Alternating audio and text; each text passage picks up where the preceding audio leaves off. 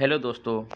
आज हम आपके लिए लेकर आए हैं दोस्तों एमपीपीएससी व्यापम जीके की तरफ से एमपी के इतिहास के 20 सवाल, जो दोस्तों आपके एमपीपीएससी प्री के लिए दोस्तों बहुत महत्वपूर्ण है।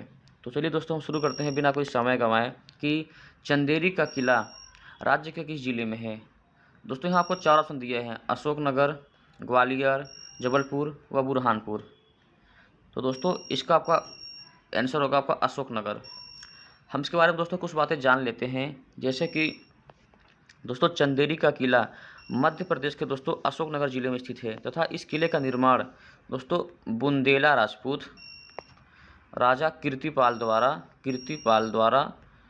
11वीं शताब्दी में बनवाया गया था। तथा दोस्तों इस किले में दोस्तों आपके 3 प्रवेश द्वार हैं। और दोस्तों इसमें एक बात और जान लेते हैं कि इसके आकर्षक के केंद्र, जैसे आपका एक नौखंडा महल आपका हो गया, दूसरा आपका हवा महल हो गया, आपका खूनी दरवाज़ा हो गया, तथा आपका दोस्तों एक जौहर कुंड हो गया।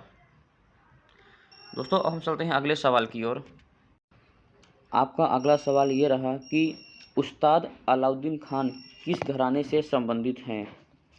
दोस्तों आपके ऑप्शन ये रहा: देवास, कि बुरहानपुर, कि ग्वालियर, कि मैहर।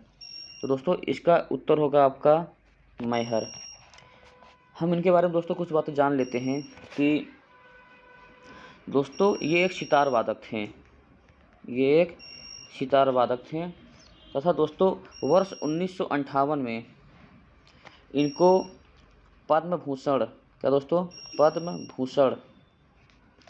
तथा दोस्तों उनको 1971 में दोस्तों पद्म विभूषण दिया गया था, जो दोस्तों ये भारत रत्न के बाद दूसरा सर्वोच्च सम्मान है, पद्म विभूषण। दोस्तों 1958 में व 1971 में पद्म भूषण व पद्म विभूषण दिया गया था। दोस्तों हम चलते हैं अगले सवाल की ओर।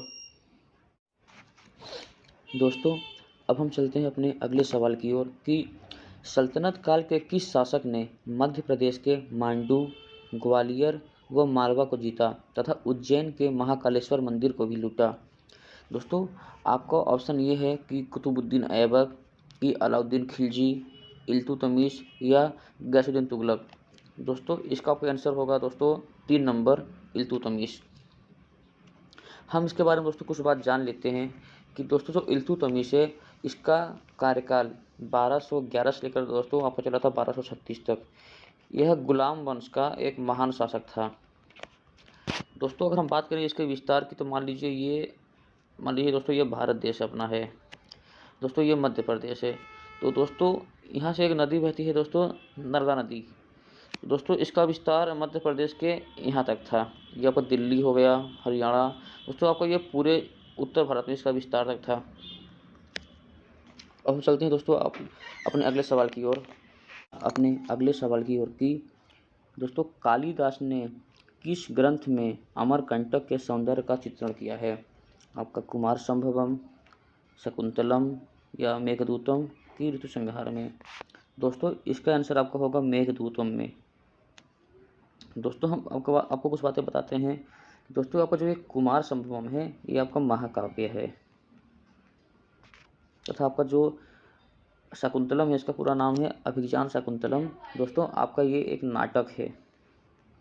तथा आपका मेघदूतम और ऋतुसंहार, दोस्तों ये दोनों आपका खंड काव्य है, जिसमें दोस्तों आपका मेघदूतम में आपका अमरकंटक को दोस्तों ये क्या कहते हैं कि सौंदर्य का चित्रण किया गया है, अमरकंटक के बारे में बताया गया है। हम चलते हैं दोस्तों अगले सवाल की ओर।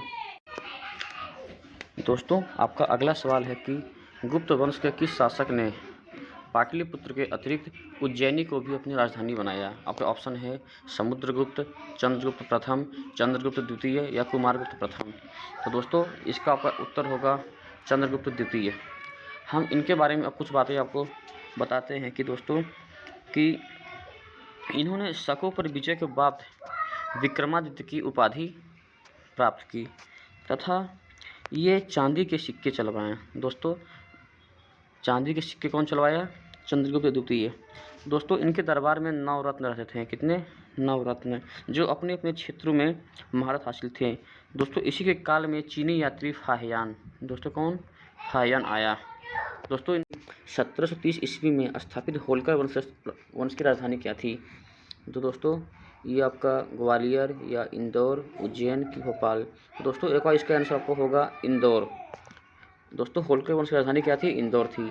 हम इसके बारे में कुछ बातें जान लेते हैं दोस्तों कि होलकर वंश की स्थापना 1730 में दोस्तों मल्हार राव होलकर ने किया था।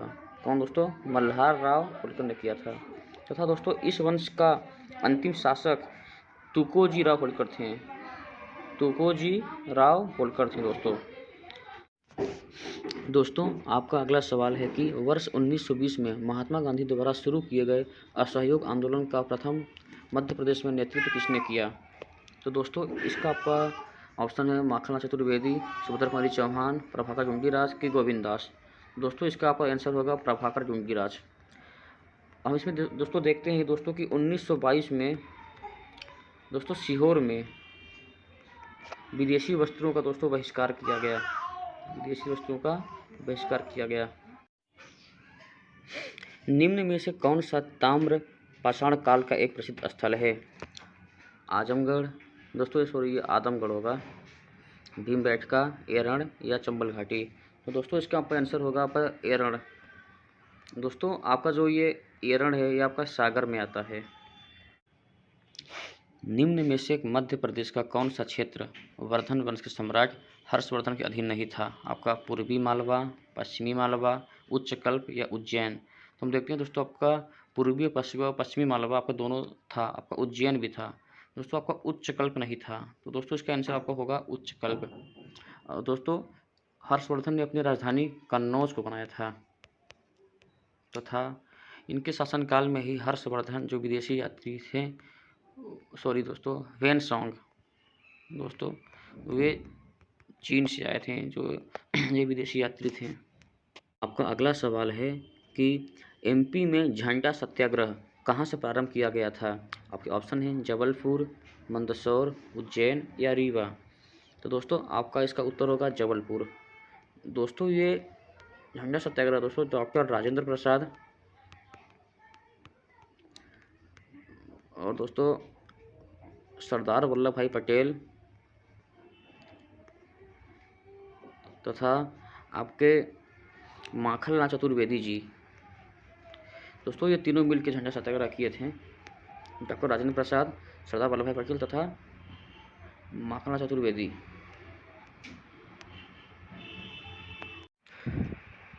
दोस्तों आपका अगला सवाल है कि मध्य प्रदेश का महेश्वर शहर किस नदी के किनारे स्थित है? आपके ऑप्शन है ताप्ती, नर्मदा, चंबल या फिर बेतवा। दोस्तों आपका इसका आंसर होगा आपका नर्मदा नदी। हम इसके बारे में कुछ बातें जानते हैं दोस्तों कि दोस्तों आपका जो ये महेश्वर है ये आपका दोस्तों खरगोन जिला के अंतर्गत आता है तथा महेश्वर का दोस्तों पुराना नाम महिष्मती है।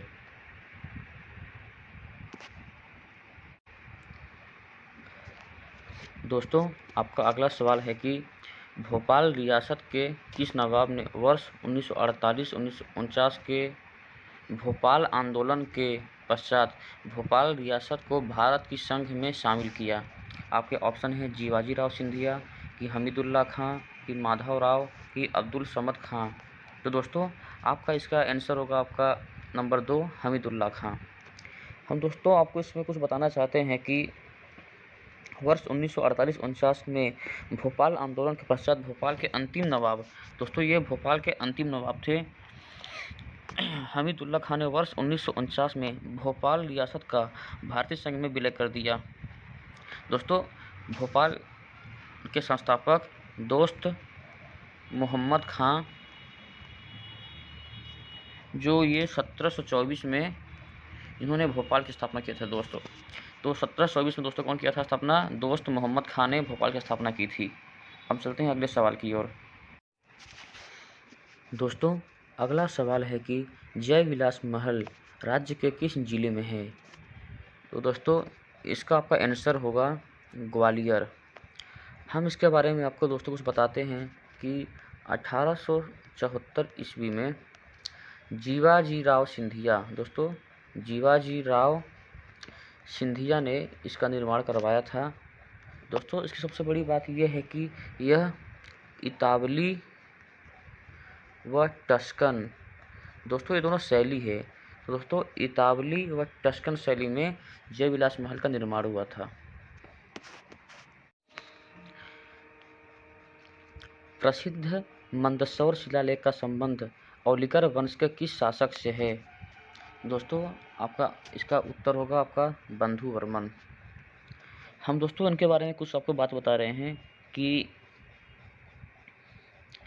दोस्तों कि मालवा क्षेत्र में, कहाँ दोस्तों, मालवा क्षेत्र में दोस्तों 350 ईस्वी में जयवर्मन, कौन दोस्तों, जयवर्मन द्वारा औलिकर वंश की स्थापना की गई थी। आपका अगला सवाल है कि मध्यकाल में बुंदेला वंश की राजधानी क्या थी? दोस्तों आपके ऑप्शन है रीवा, ओरछा, ग्वालियर की धार। तो इसका उत्तर आपको होगा दोस्तों ओरछा। हम आपको दोस्तों कुछ बात बताते हैं कि बुंदेला वंश, दोस्तों इस वंश की स्थापना दोस्तों 1531 में, कब दोस्तों, 1531 में दोस्तों रुद्र प्रताप बुंदेला के द्वारा इसकी स्थापना किया गया था तथा छत्रसाल जो इस वंश के सबसे महान शासक थे, जो ये मुगल दरबार में मनसबदार थे मुगल दरबार में। तथा दोस्तों गंगा सागर जलाशय इनके दोस्तों एक शासक थे आपके हृदय शाह के द्वारा ही क्या बोलते हैं कि गंगा सागर जलाशय का निर्माण किया गया था। ऐतरेय ब्राह्मण में वर्णित कौन सी जाति मध्य प्रदेश के जंगलों में निवास करती थी? दोस्तों आपका आंसर होगा आपका निषाद। दोस्तों रामायण काल में दोस्तों कि भगवान श्री राम को दोस्तों नदी पार निषाद जाति के लोग किए थे तथा महाभारत काल में दोस्तों जो महान धनुर्धर थे एकलव्य, वो निषाद जाति से ही थे।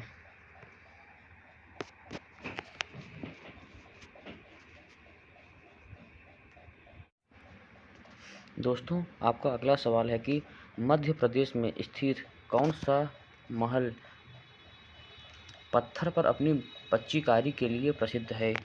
अशरफी महल, जहांगीर महल, राजा अमन महल कि रानी रूपमती का महल? दोस्तों आपका इसका उत्तर होगा राजा अमन का महल।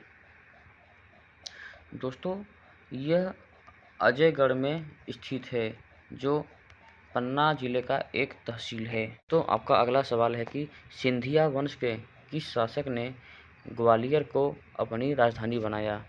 दोस्तों इसका उत्तर होगा दौलत राव सिंधिया।